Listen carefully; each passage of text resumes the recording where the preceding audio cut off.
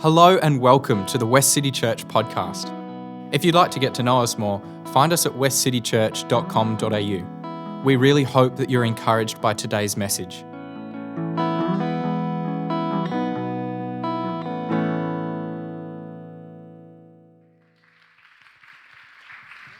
Thank you.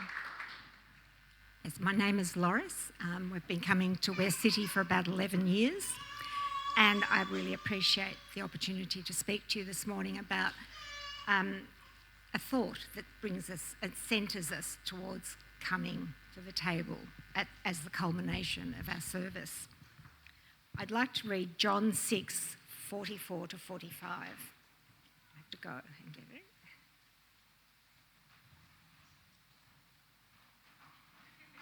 Work out how to enlarge the print on my Bible. You're not in charge here. And this happens just after Jesus has fed the 5,000. And he's talking about that he tells them he is the bread of life. And they're bickering around it and saying, who's he to be saying this? And he says, you're not in charge here. The Father who sent me is in charge. He draws people to me. That's the important one I want you to grab. That's the only way you'll ever come. Only then do I do my work, putting people together, setting them on their feet, ready for the end. This is what the prophets meant when they wrote, and then they will all be personally taught by God.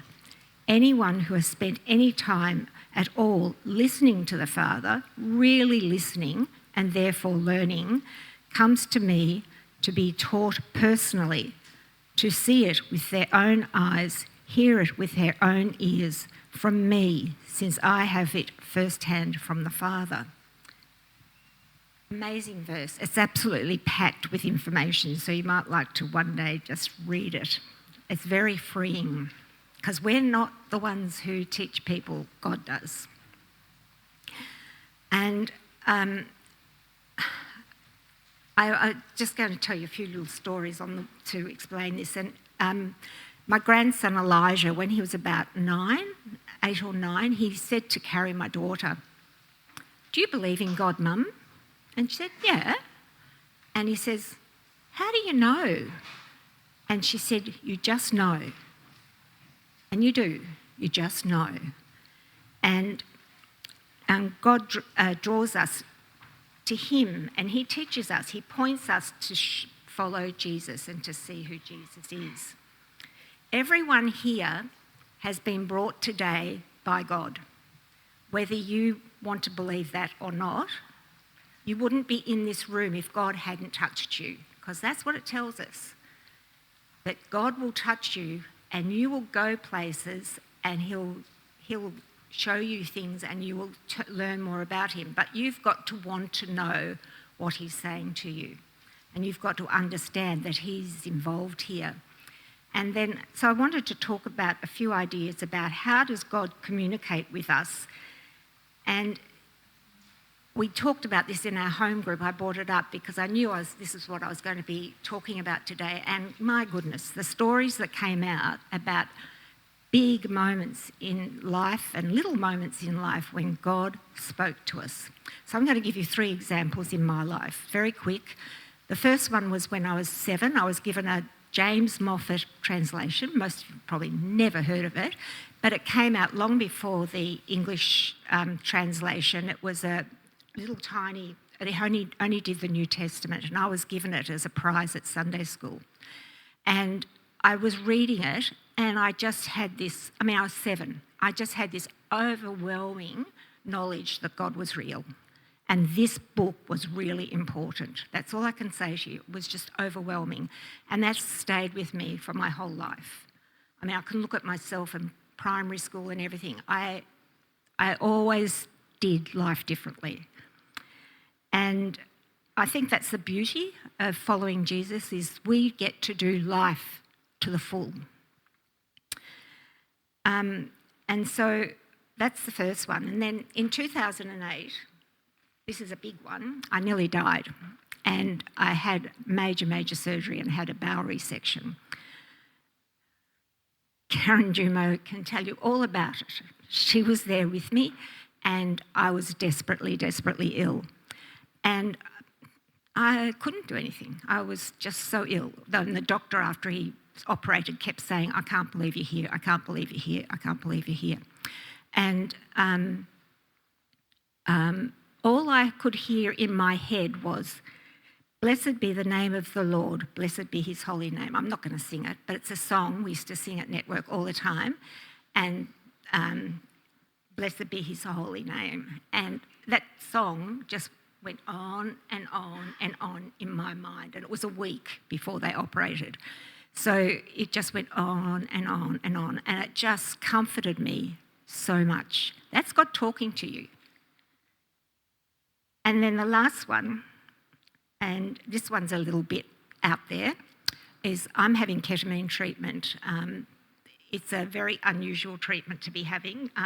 You only get it if you're in the extreme cases where they can't do anything else. And you probably all know it's an anaesthetic and it's hallucinogenic. And you have microdoses of it, and what it does is make a section of your brain very plastic, and it allows you to rethink get your brain working in a more positive way and get rid of the trauma memories, hopefully. And I was really scared witless. They're going to put this chemical in my brain that's going to alter it. Am I really doing what God wants? And this went on, like, I was really scared, and I just kept praying, God, be with me, God, be with me. And anyway, I went in for the first treatment, and it was very, very vivid. So you every time you go under, you just seem to go through like a passage. And then there was my son-in-law to meet me, because he's the CEO of the Marion Centre where I had it done the first time. He was meeting me, which was lovely. And then I was walking, and there's someone talking to me. And I'm thinking, oh, gosh, because there's 3 people are done at once, and there's a few people in the room, and I'm thinking, oh, someone's talking. I wonder who it is. And I'm walking along, and this person's talking to me. I have no idea what they were saying to me. And then all of a sudden I said, who are you? And he said, I am who I am. And, everyone knows that's what he said to Moses when Moses said to God, who are you? And he said, I am who I am. And it just blew me apart. And that just, every time I've gone for ketamine now, I feel I'm doing the right thing.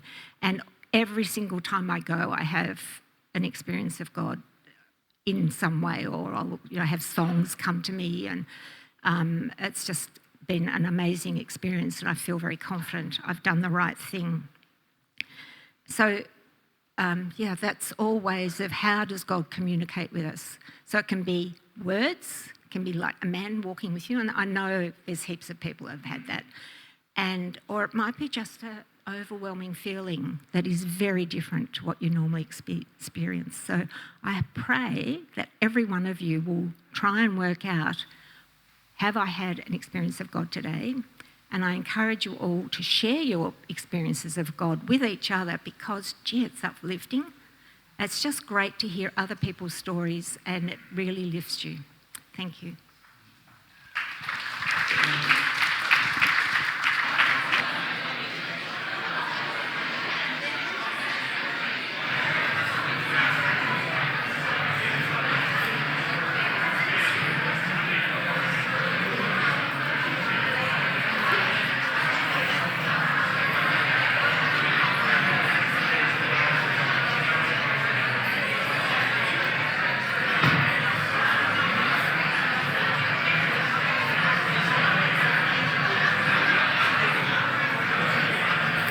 Okay. Hello, hello. Hello. It's all right. Okay, people. Enough.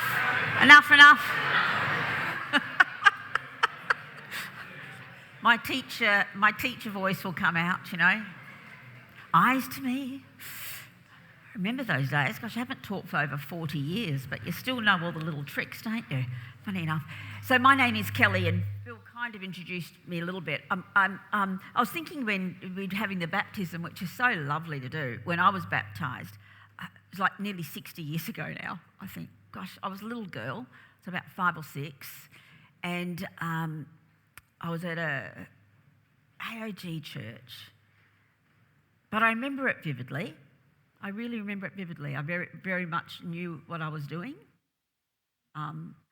I remember they sang that song, "Follow, follow, I will follow Jesus. Anywhere, everywhere, I will follow him." And I sang that with gusto as that little girl. And, you know, the really fabulous thing is, like, I'm still singing it all these years later and still feel like that little girl in many ways, and had that sense of, I've had many senses of God's presence in my life in an undeniable way. And I've had some very practical things happen that I could point to, but do you know what? We're not looking to compare stories, you know, in many ways. We're just going, look for him. If you say it's never happened, I'm like, look for him. It's so simple to look when you're a little girl. You know, I remember the days just jumping on my bed and Mum coming in and saying, "What are you doing?" and saying, "Oh, Jesus and I were just having this chat, playing some games." My mum was like, "Oh, leave her alone. She's too wacky even for me." But you know, as a bigger girl, you've got to actually just quieten the noise and have some times when you actually just sit and, you know, I don't need a word from heaven. I don't need an audible voice.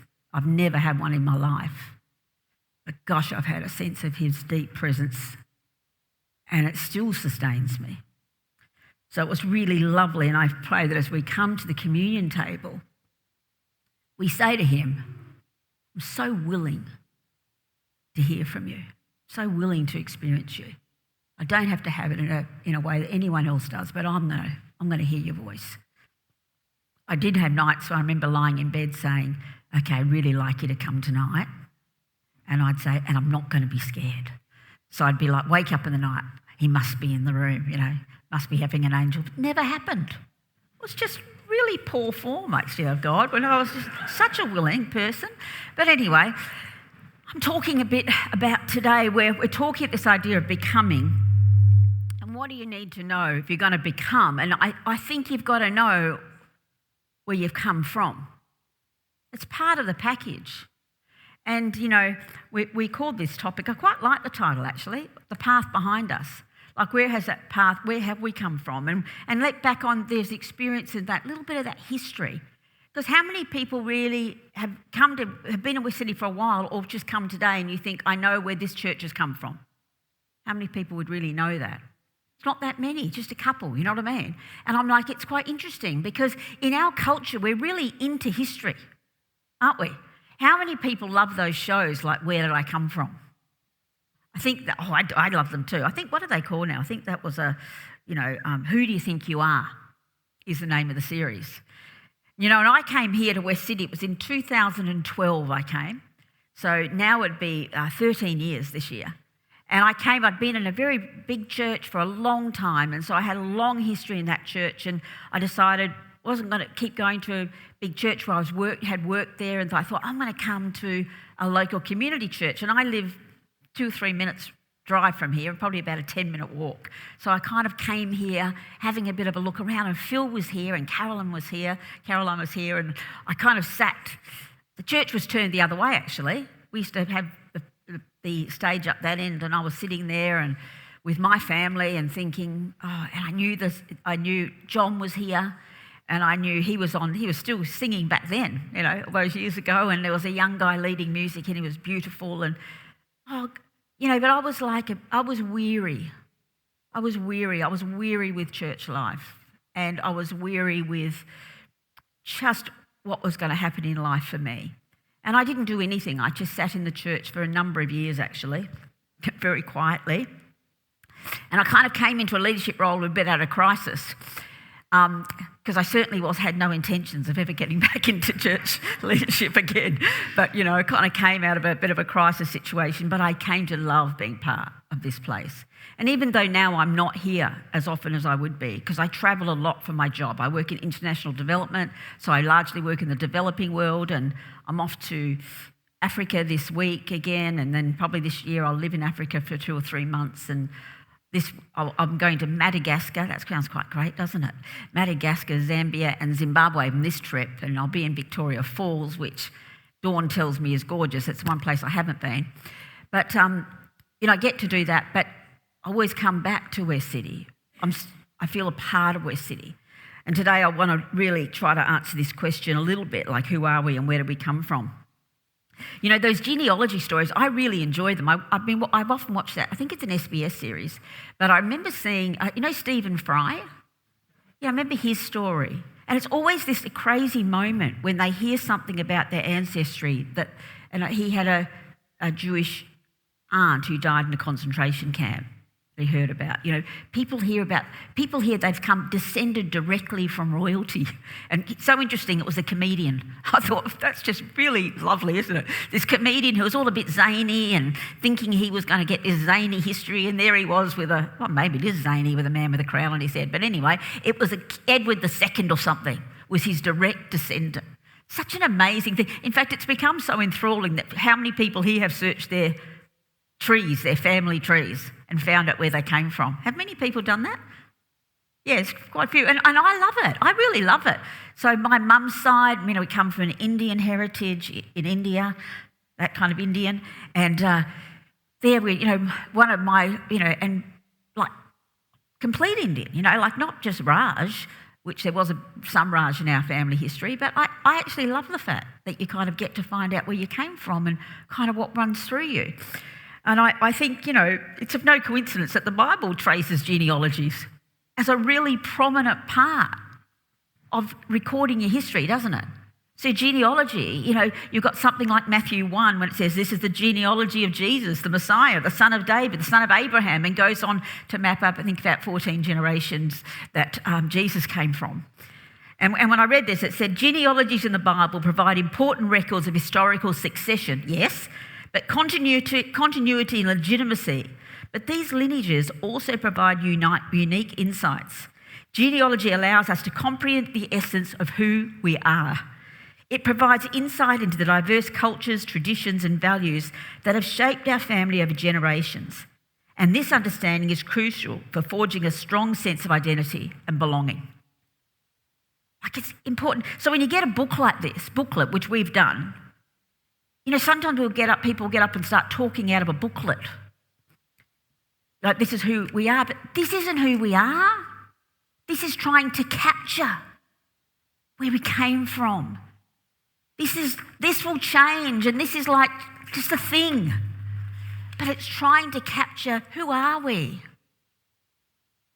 And I guess I want to kind of like put more flesh on this so that when you read this and you laugh and you cry a little, because this didn't come lightly. It kind of comes out of suffering as well as wonder. And, I looked at the history of this place, first of all, the long ago history, and, in Wembley here, the swamp down there. Is Dot here? Where are you, Dot? I think Dot's our oldest family member here. Just saying hello, because Dot was here back in the, 70, 80 years ago of this church. It's quite phenomenal, actually. And I just love the fact that Dot kind of ties us to this place. But, the lake down here was more of a swamp, and it used to really overflow. And they said that the tradition was that lots of these streets used to overflow and the waters would flood. And you look at now Wembley being quite a lovely area, but back then a lot of it was actually subject to flooding. And in fact, this property was owned by Mr. Nansen. What's his first name? Looked him up.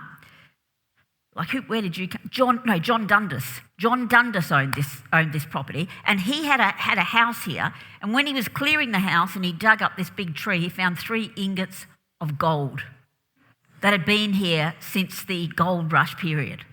And I was like, look at that. Good old West City, sitting on something like that. So it's kind of like, that's this kind of like long ago. And you know, then this church was built in September 1939. So that's 85 years ago, 86 years ago this year. You know, that's when the cornerstone was laid to this building. And we meet people, and it was Wembley Church of Christ. That was its background, the Wembley Church of Christ. And, you know, we meet people constantly who come to this place who are part of the 86 years from then till now. They came here as children. They've come here for weddings. Their parents were pastors here, don't we? It's such a constant story. And I go, it's kind of this weaving of where did West City come from?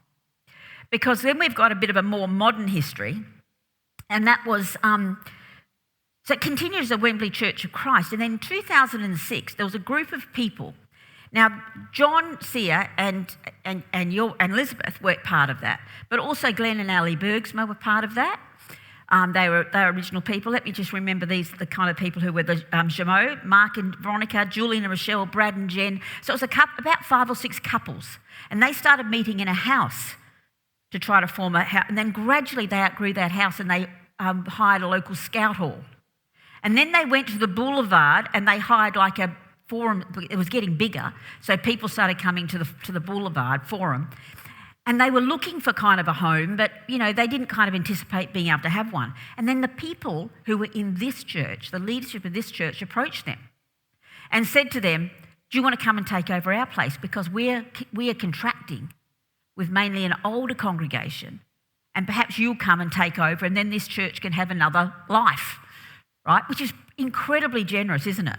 Incredibly generous. But, you know, the people who are the leaders of the West City group thought, well, first of all, we don't have multi-generational because we're really young people with young families. So is that a really great way to position a church, to just be young families? Should we not be multi-generational? So what they said was, why don't we visit each other for a period of time? You come to the local boulevard and come to our services, and we'll come to your services. And let's see what happens. Let's see what happens between us. Now, it's really important to know that, because does that not tell you something about who West City is? Does it say something? What kind of words come out of you when you hear that? Pardon? Unity. What else? Welcome. Open. Not power. No power. What did you say, Loris? Grace. Humility. Generosity. These are the words. That was still good though. Don't worry about it. Just take it. These are the words. These are not just words. These are your history. The way that a church starts says something about what a church wants to be and what a church wants to become. And those men and women said, that's who we want to be. And then in 2008, after about a year, those two groups of people came together and said, we're going to come together and we're going to become West City Church, still of the Church of Christ tradition. And we're all going to stay. It's not a takeover. It's a merger. It's a coming together. That's where you came from. And you know, John has been there ever since those early days. Just pretty phenomenal. And Phil was here when I came, but Phil came a couple of years later and became the pastor of the church. So Phil's been here a long time too. This church has got maybe not roots that go back hundreds of years, but it's got some pretty beautiful roots of where we've come from. But you know, we're not just that kind of formation history. We've also kind of got a culture history. Like what's happened since 2010 till today is 15 years.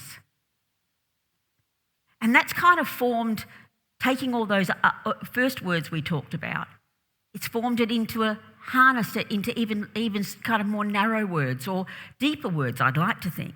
You know, when I came here, I reckon you've got to realise that who you become a lot of it comes out of a personal train wreck. Does anyone know that?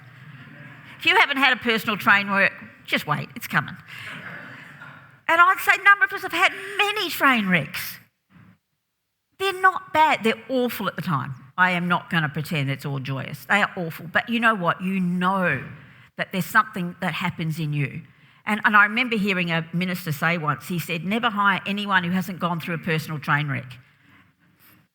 Because you don't know what's in you till you've had one. Because you can have great ideals. Actually, I did a wedding recently, which was quite funny because it was for a friend of mine. And they did their vows. And they did their vows, and they were really beautiful. They'd written these vows. They did these beautiful vows, and, you know, everyone was like, oh, that's so beautiful. I was like, so beautiful. And then I got up afterwards and I said, it's just so lovely the things people say to each other when they're just starting. And then everyone just started laughing. I was like, it's lovely the promises we make. And it clearly sounded so cynical. And I wasn't. I was saying it, but maybe in the back of my mind I was thinking, oh, they've got no idea. They have no idea what's coming their way. But it's a bit like that in life. We start off and we've got all the things, but when I arrived, I was I wouldn't say I was burnt out. I was just weary. And when I came here and I just could feel that safety and this place where I could just, this is lovely. But I've seen all these changes over time. I've seen time when the music team was strong, and then I've seen when we've had a music team that struggled, and I've seen when there's been a great teaching team, and I've seen when it's been a lone ranger. And then I've seen it when we've had a strong children's program, and then when our children has struggled, or next generation and nothing for the youth. Oh gosh, we need something for youth. Like, things keep shifting.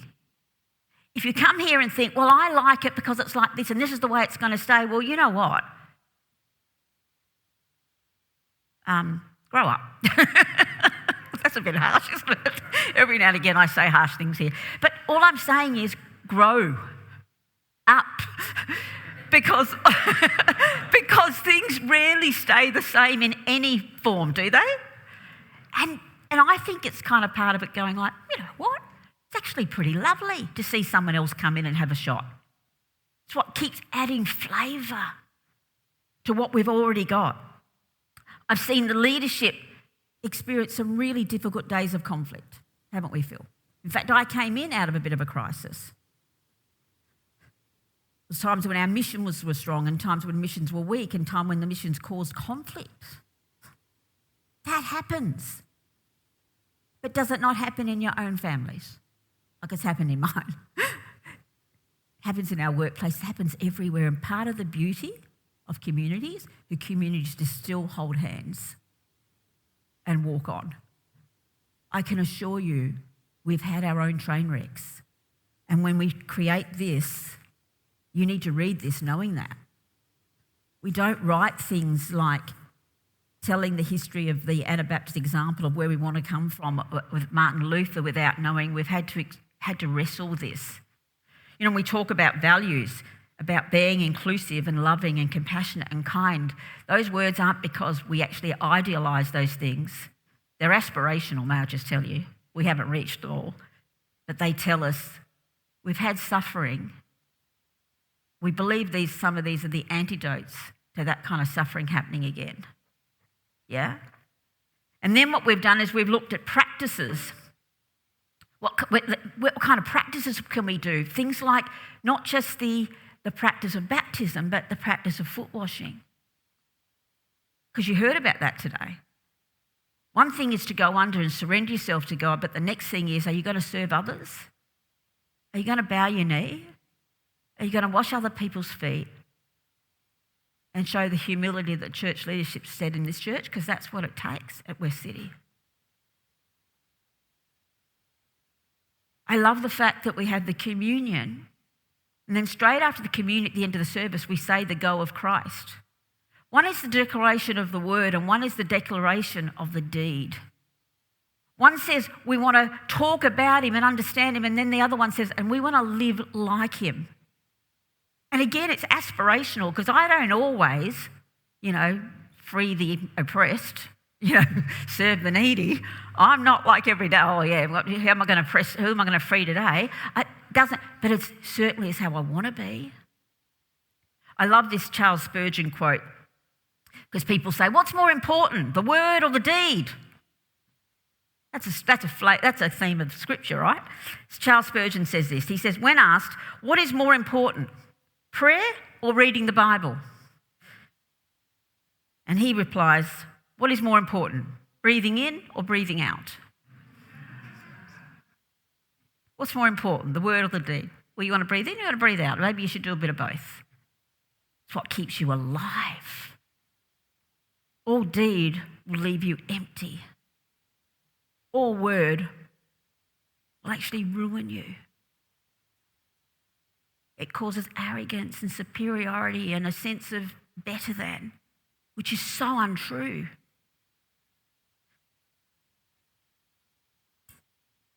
And then we had the COVID experience in online church, and that changed us too. So in a few minutes, let me just tell you who we are today, because I'm not going to go on because it's 10 past and I did say I'd finish. We decided we're going to reform with a pilgrimage mindset a few years ago. A pilgrimage. And what does that even mean? We're going to say that we're never arriving because we're always walking. We've always got to keep moving. We're not climbing a mountain like faith is some arduous task. It's not an arduous climb. It's the man or woman who agrees to take the long walk. Our foundational beliefs is that we'll accept co-travellers with warmth and hope and kindness and open hands. You don't have to be something to come here. You don't even have to become something, because that is God's responsibility with you and me. We want to adopt sacramental practices that mark our journey like stones along the way. We want to have baptisms, and we want to have foot washing, and we want to have the table, and we want to have the declaration of the go at Christ at the end. They're part of who we are. We want to be people of word and deed. We want to know him deeply, and we want to be like him. We want to breathe in, and we want to breathe out. And we want to embrace imperfection without thinking that's where we're staying. Always thinking that we're pursuing him and becoming more like him. May I follow him.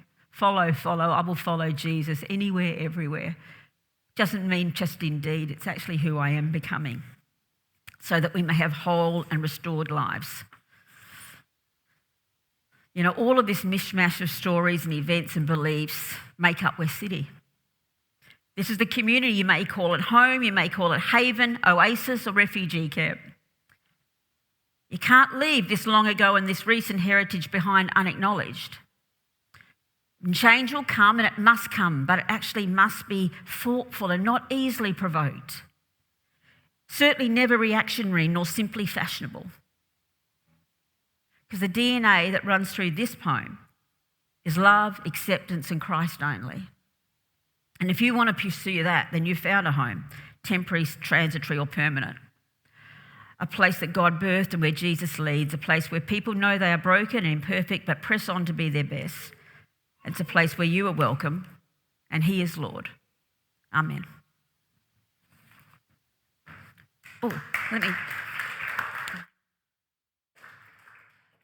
Thank you so much for joining us. Each week at Westcity, we say a benediction together. We do this because we believe that the purpose of the church is to be a caring community for the world, and that as we go and serve others, we enter into Christ's work of welcome, restoration, and healing, both for us and others. We believe that in doing so, we get to see and encounter Christ. So let's say the benediction together. We come together as the church to be reminded of the go of Christ. So we will go out and feed the hungry, go out and clothe the naked, go out and fight for justice, go out and end oppression, go out and proclaim anew the old story, go out and associate with those who don't look like us, think like us, act like us, and don't even like us. And we'll do it all in the name of the one who sent us. His name is Jesus.